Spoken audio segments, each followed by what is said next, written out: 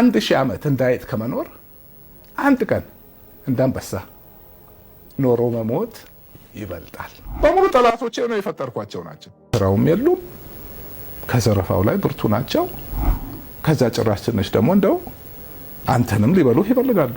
አይበቃቸው። ከልጅነቴ ጀምሮ እኔ ፍርሃት ምን እንደሆነ አላውቅም። ውስጤ የለም ስሜት። ምን ይሁን ምንም ነገር ደፍሬ ነው የምገባው። ተደብቄም አልኖርም። ይሄ ሁሉ ኤክስፒሪየንስ አጠንክሮኛል። አይኔን ለብዙ ነገር ከፍቷል። አሁን በቃ ምንም ነገር የማይነካው ብረት ሆኜ እየወጣው ነው። ከልጅነቴ ጀምሮ እኔ ፍርሃት ምን እንደሆነ አላውቅም። ውስጤ የለም ስሜቱ። ሲነግሩኝ እኔ የማላስታውሰው ሕፃን ሆኜ ራሱ በቃ መሮጥ፣ መጫወት፣ መፈንጨት፣ አዲስ ነገር ክፋት የሚባል ነገር እንደው ካደኩ ነው የማውቀው። ነው ክፋት እዚህ ዓለም ላይ እንዳለ አላውቅም ነበር። ካለማወቅም ይሁን ምን ይሁን ምንም ነገር ደፍሬ ነው የምገባው። አያለው ይሆናል ብዬ አስባለሁ። ግን ባይሆንና አሁን ነገርኩ እዚህ ሀገር ስመጣ ልታሰር እንደምችል አውቃለሁ። 100 ሰው ብታሰልፍ 99ኙ እኔ የነበርኩበት ቦታ ንጹህ ቢሆንም ወስኖ አይመጣም። እንዴ አንተ እስር ቤት ትላለህ፣ እዚህ እኮ በቃ ሊገሉት በቃ እንዴት ነው የማልሰማው ነገር የለም። ጦር ተዘጋጅቶ እንደው እንዲህ የሚጠብቀኝ ነበር የሚመስለው ወሬው። ግን ምንም አልፈራሁትም፣ ገባሁበት። እንዳልኩ ይህን ሁሉ ሂደት ሳልፍ አሁን እንደምታየኝ ነው። ለእኔ በቃ እንዴት ነው በገንዘብ የማልተካው ትምህርት ያገኘሁበት ምንም የማይቆጨኝ እንደውም አፕሪሺየት የማደርገው ኤክስፒሪየንስ ነው ያሳለፍኩት። ቀጣይ ሂደትም አሁን ያው እንግዲህ 7 መጽሐፍ ቅዱስም ውስጥ አለ። በረሃቡ ልክ ደግሞ ፌሽታ አለ አይደለም? ከህይወት ሂደት ያ ነው። ከዚህ በኋላ ደግሞ እንደው በጣም ጥሩ ነገር እንደሚጠብቀኝ አውቃለሁ። ግን ባይሆንም አንዴም ወዳጠቀ እንደውም ቆየ ህይወት ፍልስፍና አልከኝ፣ ለሰውም ጥሩ ይረዳ ይሆናል።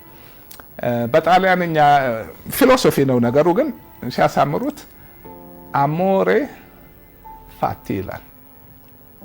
በእንግሊዘኛ አይ ላቭ ማይ ፌት፣ በአማርኛው ደስትኒ ወይም ደግሞ ህይወት የሚሰጠኝን ማንኛውንም ነገር በፍቅር እቀበለዋለሁ ነው። ያ ማለት የመጨረሻው ጥሩ ነገርም የመጨረሻው መጥፎ ነገርም ሳትለየው አይምሮህን ቀርጸኸው እኩል መቀበል ስትችል ያኔ ህይወትን አሸንፈሃል። ለምንም ነገር አትገዛም። እኔ አሁን እዛ ላይ ነኝ። ከዚህ በኋላ እንትን ጤናዬ ላይ ብቻ አትምጣብኝ። ከዛ ውጭ አሁን አደጋ ይድረስብኝ። ከዛ ውጭ ምንድነው? ከዛ ውጭ መታሰር ነው አይደለም? አይቼዋለሁ። የራሱ ህይወት አለው። የሚያስፈራ ነገር የለው። ሂደት ነው። እንትን እኮ ነው አለ አይደለ? ሚጥሚጣ አለ፣ አልጫ አለ፣ ጨው አለ፣ ሱካር አለ። ከለመድከው ካወቅከው ሁሉም ምግብ ነው። ሁሉ ነገር ሂደት ነው። ይመጣል፣ ይሄዳል፣ ያልፋል። ሁሉን አይቶ ማለፍ ለኔ በቃ አሁን እንደውም ሰው የሚፈራው የማይደፈረውን ነገር አይቻልፍ ያለው ሆምወርኬን ጨርሻለሁ። ህይወት ውስጥ የህይወትን እንዴት መቀበል እንዳለብን ህይወትን እንዴት ማየት እንዳለብን በፊት ያልኩት ያው አንዱ ያው ሁሌ ደፋር ሆኖ መኖር፣ ሁለተኛው ግን ህይወት መቼስ ደፋር ሆንም አልሆንም ምንም ሆንም ህይወት የሚያመጣብንን የምንቆጣጠረው ነገር የለም። ሰው አንድ ፍልስፍና ሳይሆን ብቻ አመለካከት ነው፣ አስተሳሰብ እንትን አሞሬ ፋቲ በጣሊያንኛ ፌትህን ማለት የመጣውን ነገር ሁሉ አሞሬ ማለት መውደድ ነው፣ መቀበል አይደለም። መቀበል አንድ ነገር ነው። ህይወት የምትወረውርብንን የምትሰጠንን የምታመጣውን ነገር ሁሉ በፍቅር መቀበል ማለት ነው። ይሄ ማለት መጀመሪያ ሲሰሙት ለመቀበልም ለመገንዘብም ትንሽ ግራ ይገባል። ለምን ሰው እንዴት ነው መጥፎ ነገር እሺ እንደምንም ችዬ ልቀበለው እችላለሁ፣ እንዴት ነው የምወደው? ወል ትልቁ ፖይንት ኦልሬዲ መጥፎ ነገር ካልነው ልንወደው አንችልም። መጥፎ ነገር ብለን የምናስባቸውን ነገሮች እንደገና እንመርምራቸው። ኦኬ መጥፎ ነገር ኦኬ ሞትን እንግዲህ መውደድ ከባድ ነገር ነው፣ ግን ሞት የተፈጥሮ ሂደት ነው። ኦኬ ለዘላለም እንኖራለን ብለን ካሰብን ችግር አለ። እሱ ሌላ ጊዜ ላወራው የምችለው የሰው ልጅ እድሜው የት ድረስ ሊሆን ይችላል ምን የሚለው ነገር አለ። እሱ እንዳለ ሆኖ ግን ዘላለም መኖር ይከብዳል፣ አይታሰብም። ስለዚህ ሞትን ለማይቀር ነገር ለምንድን ነው እንዲህ የምንፈራው? ሞትን መረዳት፣ ሁሉም እንደ ሃይማኖቱም እንደ አመለካከቱም ስሞት ምንድን ነው የምሆነው ወሬም አልሆነው ሁሉን ነገር በጸጋ ተቀብሎ ይሄ የተፈጥሮ ሂደት ነው። ስለዚህ ገና ለገና ሞታለሁ ብዬ አልጨነቅም፣ አልፈራም፣ አላስብም፣ አልጠነቀቅም ማለት አይደለም። እንዳልኩት ለጤናዬ በጣም እጠነቀቃለሁ። መኖር ጥሩ ነው በጤና በሰላም። ግን በሌላ በኩል እንዳልኩት በጤናም በኩል የሚመጣ ነገር እንዲሁ ለመቀበል ይከብዳል። ከዛ ውጭ ግን ይሄ የኑሮ ነገሮች፣ የገንዘብ መምጣት መሄድ፣ የስራ በቃ የዚህ የዓለም ቁሳዊ ነገሮች መሳካት አለመሳካት ብዙም እኔ እውነቴን ነው። እሺ እንግዲህ ማዕከላዊ ታሰርኩ። መጀመሪያ የገባው ዕለት እየሳኩ ነው የተኛሁት። አልፈራሁትም። እንደውም አይቼ ሰምቼ የማላውቀው አይነት ነገር ውስጥ ገብቼ እያጣጣምኩት ነበር። እያየሁት በደንብ እያየሁት አዲስ ነገር፣ አዲስ ግንዛቤ፣ አይምሮ የሚቀይር ነገር አሳለፍኩኝ። 4 ወሩ ምንም አይቆጨኝም። እንደው በቃ እንዲህ ብለህ ያ ነገር እንዳልነበረ ማድረግ ብትችል ታረገዋለህ ወይ ብትሉኝ አላረገውም። በሰላም ወጥቻለሁ። ያ 4 ወር ግን አይምሮዬን በጣም አስፍቶታል። ብዙ ነገር አሳይቶኛል። ብዙ ወዳጆች እስር ቤት በቃ ብዙ ሰዎች ተዋውቄያለሁ። ስለዚህ አንዱ እንደው መጨረሻ መተው የምፈልገው እንደው ቢጠቅም ብዬ የማስበው ህይወትን የምናሸንፈው ህይወትን ባለመፍራት ህይወት የምትሰጠንን ሁሉ ለመቀበል ዝግጁ መሆን፣ ከኛ በኩል ኦፍ ኮርስ መጠንቀቅ ማድረግ ያለብንን ነገሮች ማድረግ አለብን። ህይወትን ማሸነፍ ግን ህይወትን አለመፍራት ነው። ይሄ 100% ሰው ስለሆንን የሚቻል ነገር ባይሆንም በአብዛኛው አመለካከታችንን ትንሽ ወደዚህ መቀየር ብንችል መናደድ የሚባል ነገር አይኖርም። መበሳጨት የሚባል ነገር አይኖርም። እውነቱን ለመናገር መጣላት የሚባል ነገር እኔ ከሰው ጋር ተጣልቻለሁ፣ አልጣለም።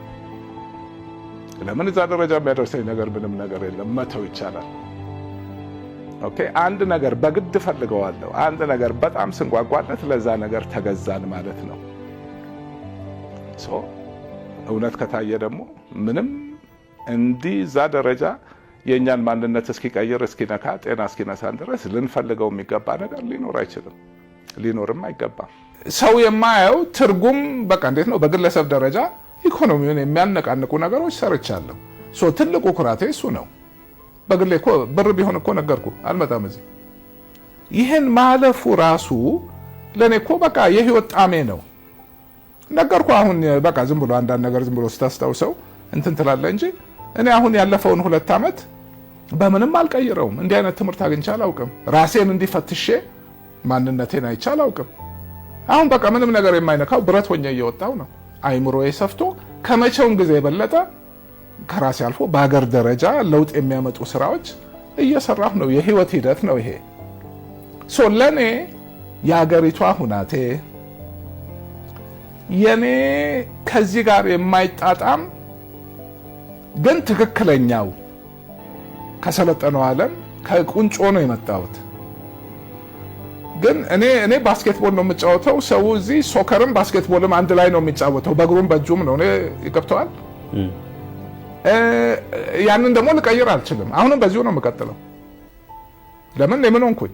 ያው በቃ እየጠነከርኩ በሂደት አገር እኔም እዛ ውስጥ ከገባው ታዲያ እንዴት ነው አገር የሚቀየረው? አትሊስት አንድ ሰው ምሳሌ መኖር አለበት በትልቁ። እና ደግሞ አሁን እንዳልኩ ቀጣይ ሂደቴ በጣም የተጠናከረ ነው። ይሄ ሂደት እኮ ነው። ይሄ ጨዋታው አላለቀም። አሁን ሜቢ ገና እንዴት ነው ፈርስት ሀፍ አለቀ የኔ ኢትዮጵያ ጉዞ። ፈርስት ሀፉን ዘግቼው ሁለተኛውን ሀፍ አሁን አይኔን ከፍቼ እየገባው ነው። ኦፍኮርስ ኦኬ ሰው ሁሌ የራሱን ችግር ላይ ይችላል። ከኔም አልፎ ጥፋቶች ይጠፋሉ። ግን ይሄ በትልቁ ነገሮች ንቃለው። ገንዘብ ይሄን ያህል እንትን በቃ ልቅ ነኝ ሰው አምናለሁ። እንደ እቺን ሀገር ማለ ያስተካክላት ነው። እሺ እንደኔ አይነቱ ሰው ጥሎ ከሄደ ለዚህ ነው ሰው ሁሉ በቃ ሁሉም ለምን እንግዲያውስ በቃ ጀልባ እየተሳፈርን አንሄድም? የህይወት ትርጉሙ ለኔ አንደኛ ነገር የምሰራውን አውቃለሁ። ልጆቼ በሙሉ አድገዋል ምናምን። እኔ ነኝ አሁን ለራሴ ምንም የምሰጋው። ቅድም እንዳልኩ እኔ አንበሳ ነኝ። ይሄም ነገር ቢሆን ውሎ አድሮ ልክ ያልሆነ ነገር ሚዛን ራሱ የሚደፋው ነገር ነው እዚህ ጋር የነበረው ደፋው። አሁን ደግሞ ኢትዮጵያ ሰው ትፈልጋለች፣ አቅም ያላቸው ሰዎች ትፈልጋለች። እሺ እኛ ከሸሸን ማን ነው የሚገባው? ግዴታ አለብን። አትሊስት የኔ በግሌ ያ ይሰማኛል። አሁን ከመቼውም ጊዜ የበለጠ ብርቱ ነኝ፣ ለስራ ዝግጁ ነኝ፣ እንደ አገር ለማቅናት ዝግጁ ነኝ። እንደ ደግሞ ይቀናል አገር። መንግስት እኮ ለብቻው የሚሰራው ነገር የለም። ይመራል፣ ሜዳ ያመቻቻል። እኛ ከስር ያለው ስራ የሚሰራው ሰው እኮ ነው መንግስትንም የሚቀልበው ህዝብንም የሚቀልበው። ስራ ፈጣሪ ነው ታክስ የሚከፍለው አይደለም? ስራ ፈጣሪ ነው ደሞዝ የሚከፍለው። ደሞዝ የማይከፈል ስራ ፈጣሪ ብቻ ነው ሁሉንም ችሎ የሚኖር። ከላይ የሚቀጠቅጣል፣ ከታችም ችግር አለ። እኛ ከዚህ ጋር ወጣን ማለት እኮ ሀገር የለም። ማሰርቶ ምን ግብር ሊከፈል፣ ማሰርቶ ምን ደሞዝ ሊያገኝ። ወሳኝ ሚና አለ እዚህ ጋር፣ ግዴታ ነው። እኔ ደግሞ እንዳልኩ ደስ ይለኛል። ውጭ ሀገር ብሄድ ይደብረኛል። አሁን አሜሪካ ነገር ሄዶ መኖር እኮ ምንም የሚከለክለኛል። እዚህ ሀገር እኮ ስመጣ እኮ ሻንጣ ይዤ ነው የመጣሁት፣ የእስር ቤት ሻንጣ። ከለላ ቢሰጡኝም ትንሽ ፐርሰንት የሆነ ነገር ፈጥሮ እንደሚያስሩኝ ገብቶኛል። ካምፒንግ ስቶር አለ በጣም ትልቅ ቀበጥ፣ ምንድን ነው ይሄ ክር የሌለው ሱሬ፣ ክር የሌለው ጫማ፣ ጥርስ ብሩሽ መያዣ፣ ለክረምት ለበጋ ስንት ጊዜ እንደሚያስሩኝ አላውቅም። ሙሉ የሻንጣ የካምፒንግ ማለት ለእስር ቤት ያው ካምፒንግ ነው ራሱ ገዝቼ ይዤ ነው የመጣሁት። እዛ ቤተሰብ ምን ሁሉ እያለቀሰ ምን ለመሆን ነው የምትሄደው? ምን ጨነቀ? ተደብቄም አልኖርም። የምፈራው የለም። እውነት ይዣለሁ። መታሰርም አልፈራም። የሆነ አቃየን ይዣለሁ። እንዴት ነው አሁን የሚሄደው? አሁንማ በቃ ፈተናውን አለፌ እንዴ አሁን የምሰራበት ስራ ነው። አሁንማ ጠንክሬያለሁ። ይሄ ምንድነው? ህይወት ፍልስፍና ምንድነው? ህይወት ፍልስፍናዎችን እያየናቸው ነው። ህይወት ሂደት ነው፣ ሄዶ ያልቃል። እኔ ለረጅም ጊዜ እንዳያልቅ ሌላ እቅድ አለኝ። ያው ይሄ ጤናዬን የምጠብቀው ምን ብለው ግን አንድ ቀን ያልቃል። እስከዛ ግን እያንዳንዱ ዕለት ህይወት ናት ለኔ። ያለፈው አልፏል፣ የሚቀጥለውን አላውቀውም። ስለ ገንዘብም አይደለም ስለምንም አይደለም። ውስጥ የሚነግረኝን ማድረግ የምፈልገውን አይምሮዬን በፖዚቲቭ መልኩ ወጥሮ የሚያሰራው የምታገለው የማሸንፈው የምሰራው ነገር መኖሩ ነው የሚያስደስተኝና በዚህ ደረጃ ኢትዮጵያ ለአሜሪካን ሀገር ሄጄ እንዲህ ትልቅ ስራ መስራት አልችልም። ብር ልሰራ እችላለሁ፣ ግን አገር አልለውጥም፣ የሰው ህይወት አልለውጥም። ብር እሰራለሁ ራሴ። በቃ ያን አልፌዋለሁ ድሮ።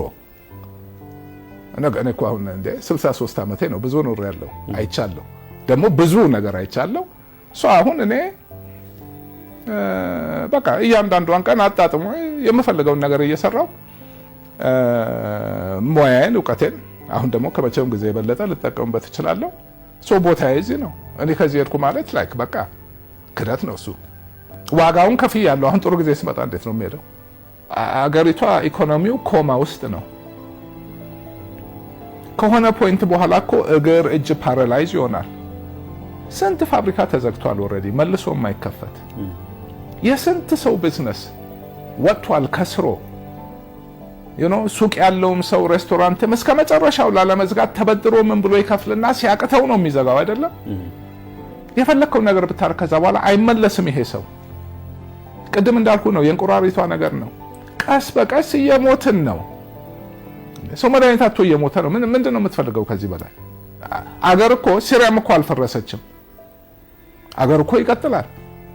1 ሚሊዮን ሰው እየሞተም አገር ይቀጥላል። መደንገጥ አለብን።